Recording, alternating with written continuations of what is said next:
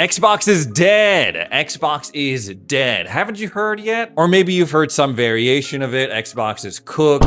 Xbox is no more. They're not who they used to be. Lots of opinions on whether or not Xbox is alive or dead, like some random celebrity that you don't really know if it's true or not, or just a rumor. You may disagree with the things that Xbox is doing right now in the year 2025, but the truth of the matter is that Xbox is not dead. Not yet, anyway. In fact, you can argue that there are a lot of people that are excited about what Xbox is gonna do next, especially hardware-wise. Listen, I've had this channel for 4 years now. I started in 2021. And you wanna know how many times Xbox has died over the life of this channel? So many times Xbox has been declared dead. So many comments I've received about, oh, time to hang it up, Ray. Xbox is dead.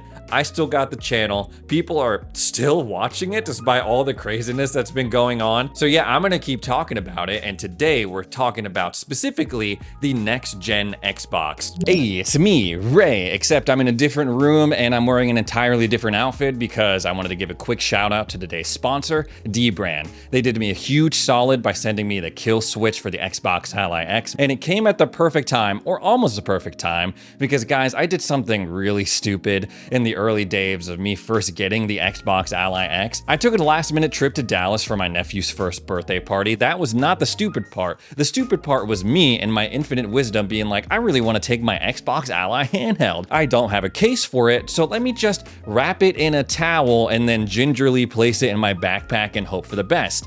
Obviously, dumb move. I was very fortunate that my Xbox Ally X came out of the whole trip unscathed. The rubber that encases the actual console elevates one of the best things about the Xbox Ally X, the grips. The rubber feels really good on the grips. Wait, pause. No, that sounds horribly wrong, but y'all know what I mean. They gave me everything I needed to make sure that my screen was nice and clean before I popped on my screen protector, and then you have the hard shell on top of that, way better than a towel. The whole case is incredibly mindful of the design of the Xbox Ally X. It has perfect little openings for the 2 USB-C ports on top, even the little charging lights. That of course goes for the back buttons as well, and mine came with a little kickstand, which would have been perfect for the airplane. I just pop the tray down, prop it up, go a little crazy, whip out another controller and play using that. And of course, it makes my Ally look great in my gaming setup. Do not be like me, y'all. Protect your consoles, protect your tech. Head on over to Dbrand's website and pre-order you one of these kill switches for the Xbox Ally X.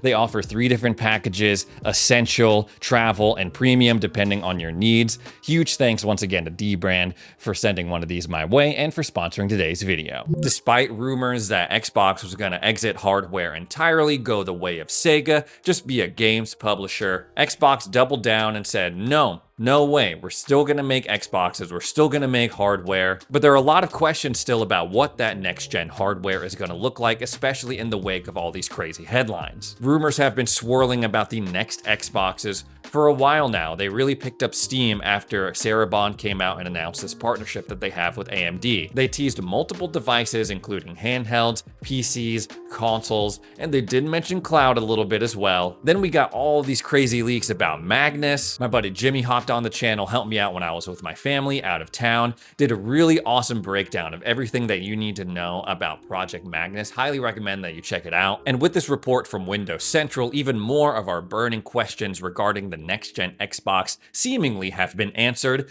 And I gotta say, a lot of what we're seeing, even if these are just rumors, they're exciting ones that I hope make it in to the next Xbox. Dbrand recently did an interview with Variety saying that the next Xbox console was gonna be this high-end, premium, curated experience. What the hell does premium mean? What are we getting for our money? Well, this article from Windows Central is reinforcing what a lot of us have been speculating over the past couple of months, that the next-gen Xbox is going to be half PC, half Xbox. It'll be a curated Windows experience that is made specifically for our TVs to be more like a console interface that'll support multiple storefronts, your full native library, no matter where you're launching them from. They hinted at that a little bit back at that AMD announcement. The big takeaways, at least from this article, is that, you know, yeah, it's going to be a PC console hybrid. Some people might be really into that. Other people might be like, hell no, I don't want that. I want just a console. Why can't I have that, Xbox? Well, apparently they're already doing the work, a lot of which you can see already with the full screen experience on the Xbox Ally handhelds. Basically, we're gonna have that, but a tweaked version for television, something that you can navigate with your controller. And if you never want to mess with the PC side of things, you can just stay on the Xbox side. I don't know if they're gonna keep it named the Xbox full screen experience, but if you wanna just live in that, play your Xbox games, you can totally do that. But if you're curious, you can boot out of the full screen experience into Windows, into those other launchers, and see what they have to offer. And that's gonna be huge because that is essentially the missing piece for the Xbox Ally handhelds. It's a really great bit of hardware. I love playing my Xbox PC games and my games across from other libraries like Steam. That's really cool. But as many people want to as many people have pointed out, since the launch of this thing, fans want a way to play their existing Xbox console games, not the ones just supported by Xbox Play Anywhere. No, they want to play the console versions, anything from their digital library that they've built up over generations at this point. They want that to be compatible with whatever hardware Xbox puts out next. This is something that once again was confirmed more or less with that AMD announcement, but people are struggling to kind of believe it right now because they're not seeing it. I'm really hoping that this is true, that the next gen Xbox is really gonna have it all. My Xbox games, I won't have to stream them, whether through the cloud or remote play. I'll have access to all my other games from across these other storefronts. Truly, we will have it all, including PlayStation games. There's a lot of speculation of like, yeah, theoretically, if Steam is going to be on the next Xbox, we will be able to play games that Sony has put on there, like God of War, Spider-Man, Horizon Zero Dawn, and many other formerly PlayStation exclusive titles. But what if Sony does like some trickery? They like block it from, they somehow detect that you're playing from an Xbox branded thing, and then they go out of their way to block access to that. No. Apparently that's not going to be happening. They will be fully supported on this next Xbox. And what if I told you, my friends, that's already a thing? You can already do that. This is my Xbox Ally X. And then with the press of this button, I can boot out over to Steam. I gotta hit like a separate thing to go into big picture mode. That's a little minor inconvenience, whatever. But here's the cool part. Look at this thing. It is an Xbox branded thing. You can go back and forth on whether or not it's truly an Xbox, whatever, but you look at this thing, you know that it has something to do with Xbox. It's got the button, it's got the branding, it's got the same controller layout pretty much. And I'm taking this Xbox thing and I'm booting up The Last of Us Part 2. A lot of talk since it was announced that Halo is going to be making its way over to PlayStation for the first time once Campaign Evolved release. And a lot of people are like, well, what are we getting? What are we getting? Xbox is giving away all their games, we're getting nothing in return. Well, we are in a roundabout way, we are getting PlayStation games on the next Xbox console, which is crazy. And that is but a taste, my friends, of the overall flexibility that the Xbox platform could have in the future, if they pull it off. And with this transition from console to kind of console, but more or less a PC, Xbox is giving us something that fans have been wanting for years at this point. It's kind of ironic considering Xbox's roots. Back in the day, they were famous for Xbox Live. It was emblematic of one of the best things about Xbox at the time, this online community that you would build up by playing games like Halo, Gears. It helped Xbox become known as the platform that you played multiplayer games on.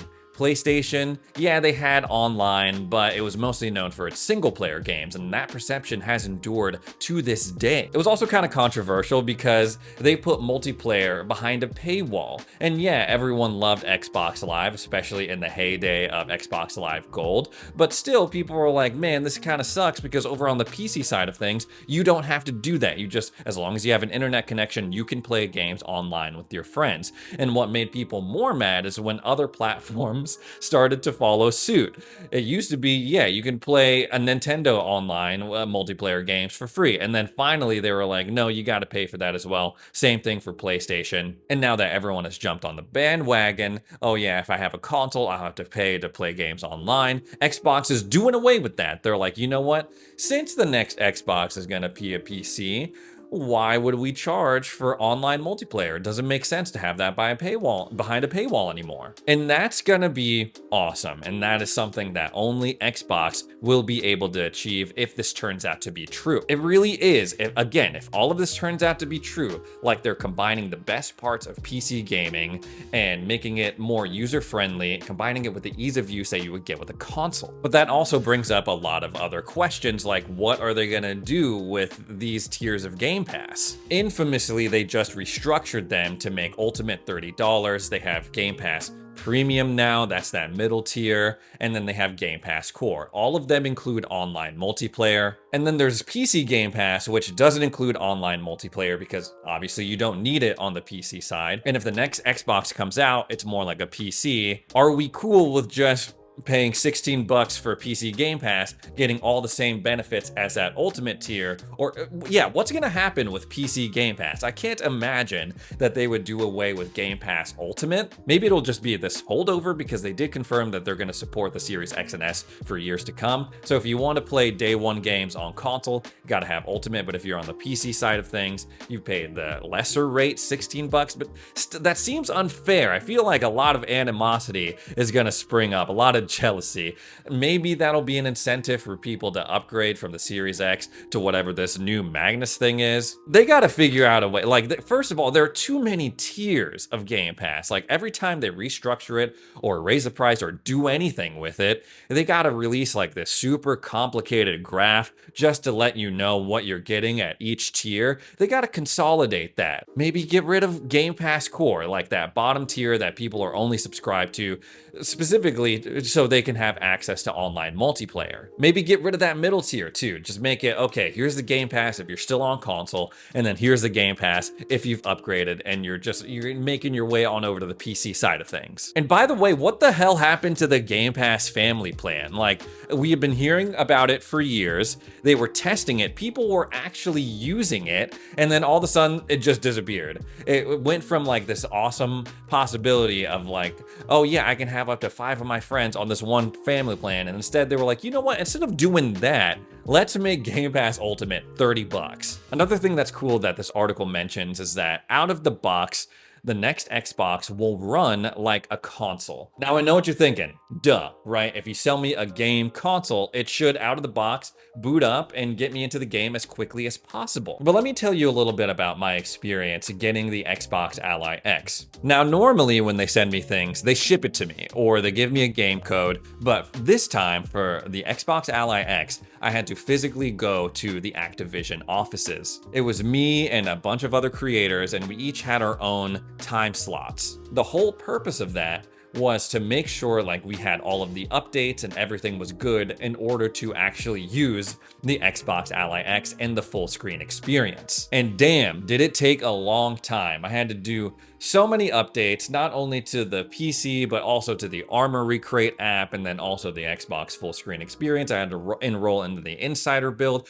There was a bunch of stuff that I needed to do just in order to like get things up and running. And there was some confusion because they were like, okay, yeah, the customers aren't gonna have to deal with this. Y'all guys are just dealing with it right now because this isn't officially out yet. Okay, that's understandable, but still, I'm not even sure like what people have been experiencing when it comes to physically unboxing their Xbox Ally, and then like what is the time between unboxing and you actually playing a game? Because for me it was a while, and that time they need to cut down on. Like if you buy a Nintendo Switch, you power it on, maybe you have an update or two, but more or less within like 10-15 minutes, maybe you are playing a game. And this was my frustrations with the original base ROG Ally. It was like, yeah, you gotta do all these updates, and we're gonna try to get you to subscribe to freaking Office 365. Like, what the hell are you talking about? I bought this to play games, not make PowerPoints. Get out of my face. And then they're like, do you want Xbox Game Pass Ultimate? You can try our latest first-party games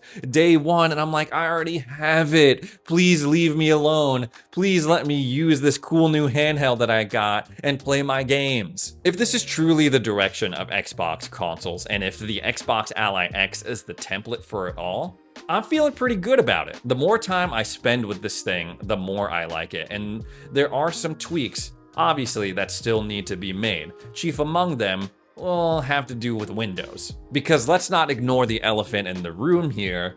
Well, SteamOS, there's so many things that come out and just like prove that SteamOS runs circles around Windows handheld mode, the Xbox full screen experience, even though they've gone out of their way to try to minimize that bloat, make it more optimized for gaming and handhelds. The Verge also just published this article that was a scathing indictment of using Windows for anything related to gaming, especially on handhelds. They need to work on that. They need to continue to work on that. I know that they're doing it, and what we're seeing so far is leaps and bounds better than what it was maybe 1 or 2 years ago. But they need to keep working on that, especially if it's going to make the jump from handhelds to our TVs with these next-gen Xboxes. Xbox leadership, journalists, insiders, they have all said at some point that the Xbox Ally X is the template for Xbox's future. And if that's the case, I'm pretty excited.